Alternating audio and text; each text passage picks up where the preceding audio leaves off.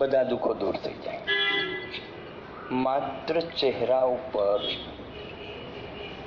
પ્રસન્નતા ભરેલો ભાવ અને પ્રાણાયામ.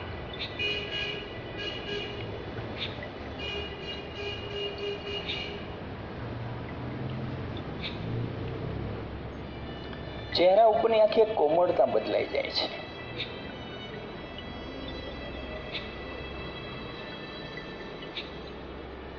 અને મનુષ્યની સ્માઇલ છે ને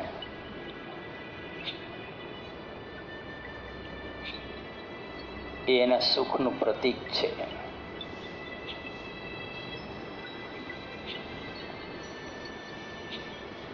ઘણા બધા રોગો દૂર થવા મળશે.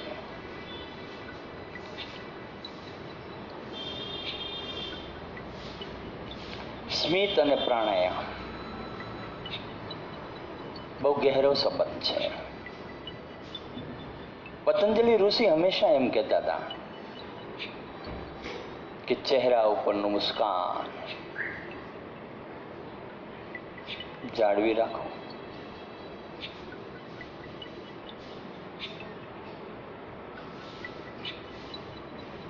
અને પ્રાણાયામ કરો.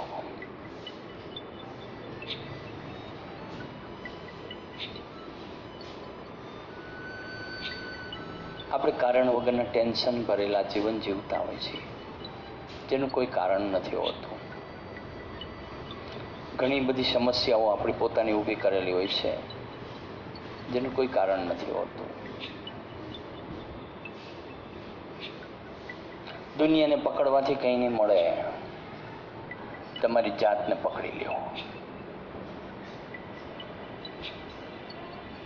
ઘરમાં તમારે જોવું, બાળકો એમ કે તમે ઓને કંઈ નથી કહેતા, મને જ બધું કહો છો. આપણે બાળકને એમ કહીએ કે બેટા તું હસતો હસતો રહે, તમે ઓને જ કાંઈ નથી કહેતા અને મને કહો છો. અરે ભાઈ, તને કહી છે તને લાભ થવાનું છે, જેને નથી કહેતા એને નથી લાભ થવાનો. બાળકમાં એટલી સમજણ નથી હોતી. એવું આપણું છે.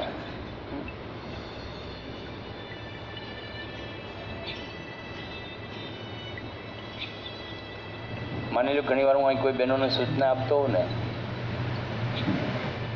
તો ઘણા લોકોના મનમાં શું થતું હોય હું તમને કહી દઉં કે એ બેનને બધું શીખવાડે છે, અમને કંઈ નથી શીખવાડતા. લ્યો હાલો કરો વાત.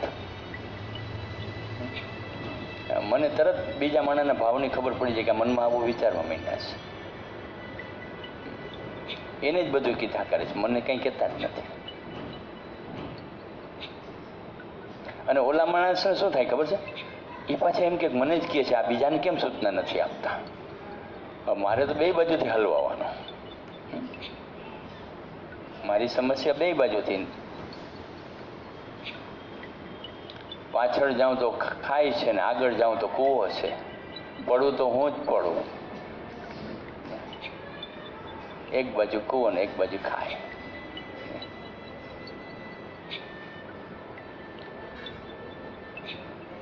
પરંતુ માની લો કે કદાચ હું એક વ્યક્તિને કહું છું, પણ એને ફોલોઅપ જો બધા લે ને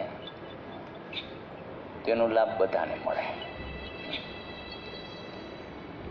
મારે આજ સવારે જ એવું થયું હતું. જોકે મને કોઈ કીધું નહીં, પણ મને ખબર પડી ગઈ.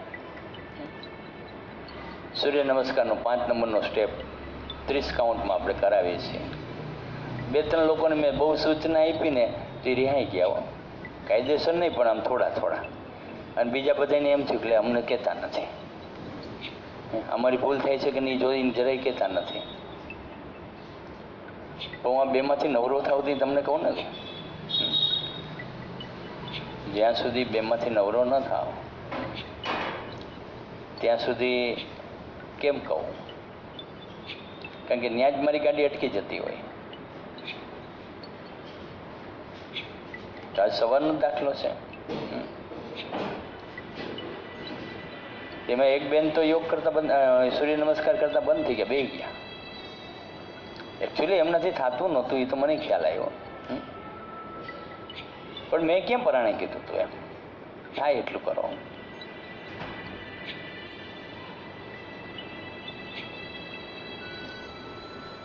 ટૂંકમાં જે તમે બધા આવો છો એ મારા માટે બધા સરખા છો. હું કોઈને સૂચના આપું છું તો આપણામાં એ ભૂલ હોય તો આપણે કાઢી નાખવાની, અને જેને સૂચના આપતો હોય એને એમ નહીં માનવાનું કે બધા વચ્ચે મારું અપમાન કરે છે, મારી ભૂલ કાઢે છે. આ બે વસ્તુ છે.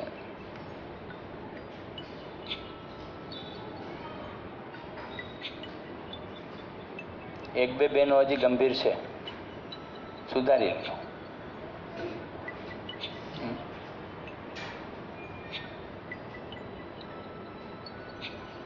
કારણ કે તમે સુધારી લેશો તમને લાભ છે.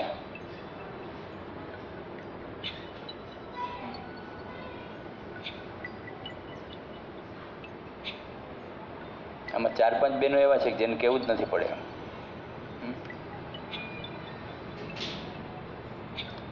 એ તો બુદ્ધની પોઝિશનમાં આવી ગયા છે, અને પોતાને ખબર જ હોય, પોતે સ્માઇલ આપે છે કે નહીં એની પોતાને ખબર જ હોય,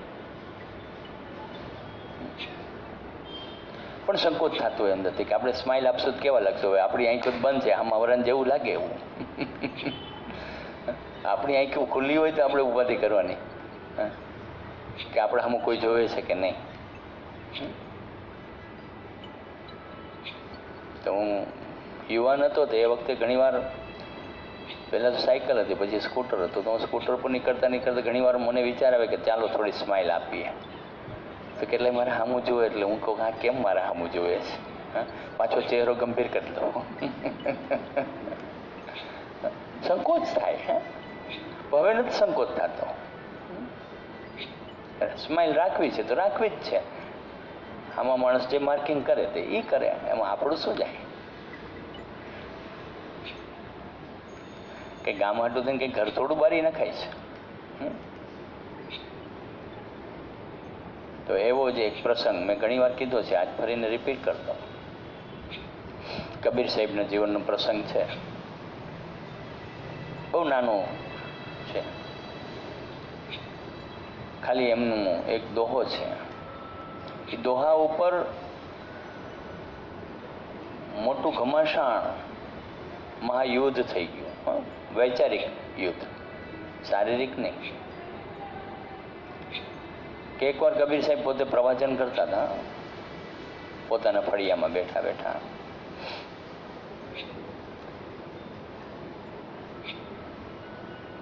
તો કાશી ગામ તો કંઈ બહુ એ વખતે મોટું નહીં હોય, પણ જેવડું હતું એવડું, એમાંથી ઘણા લોકો આવ્યા હતા. કબીર સાહેબનું પ્રવચન સાંભળવા અચૂક લોકો આવતા. તો એકવાર કબીર સાહેબથી બોલાઈ ગયું એક દોહો कि कबीरा खड़ा बाजार में मांगे सबकी खैर, जो अपना घर जलावे वो मेरे पीछे आए. तो कबीर साहेबे आम कीधुं કે પોતાનું ઘર હળગાવીને મારી પાછળ આવે તો એવો કોઈ ને ગાંડો માણસ હોય કે ઘર હળગાવીને એની વાહે જાય. પણ કબીર સાહેબને કહેવાનો મર્મ સમજ્યા નહીં કોઈ. હા, તો બીજે દિવસના પ્રવચનમાં સીધો તફાવત 50% આવી ગયો. 50% આવતા બંધ થઈ ગયા ખટાક દઈ. તોય કબીર સાહેબના પ્રવચન તો રોજ ચાલુ જ હોય. 1 મહિના પછી એક જ માણા રહ્યો. ધીરે ધીરે ઘટતા એક માણા રહ્યો. 15 દી એ પ્રવચન એમ કબીર સાહેબ હિલા જ નહીં. કબીર સાહેબ રોજ પ્રવચન ચાલુ જ. ઓલા માણાથી ન રહેવાનું. એ કે કબીર સાહેબ એક પ્રશ્ન કરું કે બોલો, એ કે તમને એમ નથી લાગતું કે તમારી સંખ્યા ઘટી ગઈ છે? એ કે ક્યાં સંખ્યા ઘટી છે? એ કે કોઈ નથી આવતું, હું એક જ આવું છું. કે તું એક તો આવસ ને, કે મારે એક જ માણસની જરૂર છે, જાજાની જરૂરત જ નથી. અને ખરેખર તારી મારે જરૂર નથી, હું તો મારા માટે બોલું છું, તારા માટે નથી બોલતો.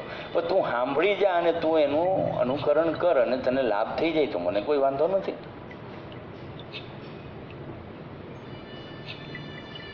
પણ કે કબીર સાહેબ તમે તમારી ભૂલ કેમ સ્વીકારતા નથી? કે શેની ભૂલ? એ કે આ બધા બંધ થઈ ગયા. એ કે મારા હાટું થોડા બંધ થયા છે, એના હાટું બંધ થયા છે. મારો તો નિત્યક્રમ ચાલુ જ છે પ્રવચન કરવાનો. એ ન આવે તો એનો પ્રશ્ન છે. પણ કે કબીર સાહેબ એ બધા તમે જે કીધું ને કે જો આપના ઘર જલાવે મેરે પીછે આય, તો કે બરોબર છે. જે પોતાનું ઘર સળગાવી શકે એ મારી પાછળ આવે, બાકી તો મારી પાછળ આવવું તો મુશ્કેલ કામ છે. એ કે કબીર સાહેબ એવો કોણ મૂર્ખ માણસ હોય કે તમારું પોતાનું ઘર સળગાવીને આવે? અરે ભાઈ, અંદર જે ખોટા વિચારો પડ્યા છે, ખોટા કર્મો પડ્યા છે, એને તારું આ ઘર છે, આ શરીર છે એ તારું ઘર છે. એ ઘરની એટલે તારું આ શરીર છે એની અંદર જે ઘર કરેલા વિચારો છે ને, એ વિચારોને હળગાવાના છે. કે તું હાવ કોરો કાટ થઈને આવ, નવરો થઈને આવ તો તને રસ્તો સારો મળશે, મારી પાછળ આવ. બાકી તો તમે બધા વિચારોનો વળમાળાઓ ભેગી લઈ લઈને ફેરા કરશો. તો અત્યારે પ્રવચન સાંભળ્યું પછી જય સિયારામ. એટલે હું જેમ અહીંયા કહું ને કે ભાઈ ચહેરા ઉપર પ્રસન્નતા રાખો, પ્રસન્નતા રાખો. ત્યાં બેઠા હોય ત્યાં સુધી તો બહુ વાંધો ન આવે, પણ ઘરે ગયા પછી જય સિયારામ. એ છોકરા ઉપર ડાચક્યા, ચકડી શરૂ, હોમવર્ક નથી કર્યું, માર્ક ઓછા લેવો છે, આમ છે તેમ છે, ફલાણું છે, ઢીકડું છે, પૂછડું છે. વહુ હોય તો વહુનો વારો નીકળી જાય, દીકરી હોય દીકરીનો વારો નીકળી જાય. કારણ કે ન્યા ગયા પછી આપણે અસલ મૂળ સ્વરૂપની અંદર આવી જાય છે. કારણ કે આ જન્મથી આપણું સ્વરૂપ ચાલ્યું આવે છે. એટલે તો આપણે હસી નથી શકતા. વાંધો શું છે? ચહેરા ઉપર પ્રસન્નતાનો ભાવ શું કામે નથી રહેતો? કે આપણે જન્મથી આ રીતે જીવવા ટેવાયેલા છીએ, એટલે મુસ્કાન નથી આવતી. પછી કેટલાયની ઓછી થઈ ગઈ છે. પકડો પકડો.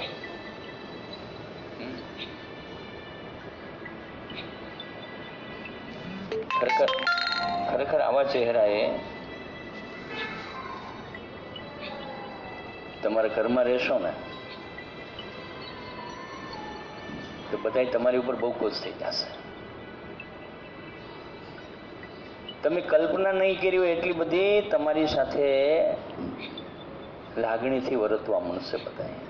આમ તો લાગણી હોય જ છે, પણ આ તો તમને દેખાશે કે આ લોકો કેટલા પરિવર્તિત થઈ ગયા છે. કારણ કે આપણે પરિવર્તિત થયા છીએ એટલે એનામાં પરિવર્તન દેખાય છે. એનામાં તો પરિવર્તન હતું જ. તો કબીર સાહેબનું આમ પ્રવચન પહેલાને કીધું ભાઈ, એ તો જે પોતાના સંસ્કારો સળગાવી નાખે અને આધ્યાત્મિક સંસ્કારોનો વિકાસ કરે, ખોટા વિચારો તજી તે જન્મના પાપ કર્મને બાળી નાખે, એ મારી પાછળ આવે તો એનું કલ્યાણ થઈ જશે. ઓલા બીજે દિવસે જઈને બધાને કીધું, જેટલા ભેગા થયા ને, કે એટલે હારાવ કોડાવો છો. કબીર સાહેબનું કહેવાનું કામ હતું. એ કે પણ કબીર સાહેબે ચોખવટ કરવી જોઈએ ને. કબીર સાહેબ કે પણ મારે તમારી શું આવક છે કે ચોખવટ કરવાની? મારે જરૂર શું છે તમારી? મારી પાસે જ્ઞાન છે એ મારા માટે છે, પણ તમને એમાંથી કંઈ મળે છે તો મને વાંધો નથી, હું આપું છું. અને મારું કંઈ ઘટતું નથી એટલે હું આપું છું. બાકી મારામાંથી ખૂટી જતું હોય તો ન આપું. હું હમણાં ધનવાન માણસો દાન કરવા બેસું, જો તરિયા ખાલી થઈ જાય તો દાન દેવા પછી મારે ભીખ માંગવા નીકળવું પડે. પણ આમાં મારે ભીખ માંગવા નથી નીકળવું પડતું. મારું જ્ઞાન અમુકનું વધે છે તમને આપવાથી, તો મને તો ઓલરેડી નફો થાય છે. તો ધીરે ધીરે ધીરે પ્રવાહ વધવા માંડ્યો. પાછું 1 મહિનામાં પછી સંખ્યા હતી એના કરતાં બમણી થઈ ગઈ. તો આ સ્માઇલનો જે મતલબ છે ને બહુ મહત્વનો છે. કે સ્માઇલિશ રહેશો ને એટલે પ્રસન્નતાના ભાવની અંદર રહેશો એટલે તણાવ તો તમારી આજુબાજુ ફરકશે નહીં. બાળક માર્ક ઓછા લઈને આવ્યો ને, કાંઈ વાંધો નહીં બેટા, ધ્યાન રાખજે આગલી પરીક્ષામાં. હા, આ વર્ષે જે થયું તે ભલે થયું. જિંદગી થોડા હારી ગયા છે, વરસ તો આવતું વરસ પાછું. આ ખેડૂત બિચારો આવો વિચાર કરે કે વરસાદ ઓછો આવ્યો ને પાક બરોબર ન આવ્યો તો હું, કેટલાય મૂર્ખાઓ એ આપઘાત કરે છે, પણ જે સમજુ માણસ છે કોઈ દી આપઘાત ન કરે, કે કાંઈ વાંધો નહીં, આવતા વર્ષે વાત, એના પછીના વર્ષે વાત. જિંદગી થોડા હારી ગયા છે. પણ માણસ છે ને સામાજિક રીતે નબળો પડતો જાય, કારણ કે અંદરથી ભરેલાપણું નથી, એટલે ખાલી થઈ ગયેલો માણસ છે. એટલે વાતમાં વિચલિત થઈ જાય છે. તો આપણે નાની નાની બાબતોમાં વિચલિત ન થતા. હા, અને ગંભીર બાબતોમાં વિચલિત થઈએ કંઈ બદલાવ નથી આવવાનો, કંઈ જગત બદલી નથી જવાનું, બદલવાનું આપણે છે. અને ચહેરા ઉપર પ્રસન્નતાના ભાવથી આપણી અંદર બદલાવ આવશે. વિશ્રામ શું વાત છે, મને કંઈ ખબર નથી આમાં.